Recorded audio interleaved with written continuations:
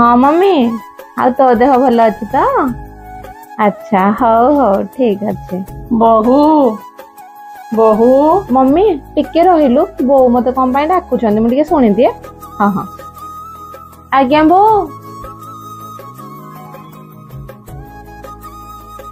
एइने रे मा एइटा गोटे शाढ़ी आ एथिरे किछि टंका अछि तू तो नणंद गला बेले ता हाथ रे देई दबो हेले बो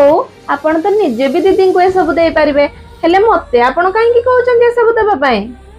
ना रे मा घर को बहु आसिला परे ए सब बहु हाथ रु देले सुंदर लागे हेले बो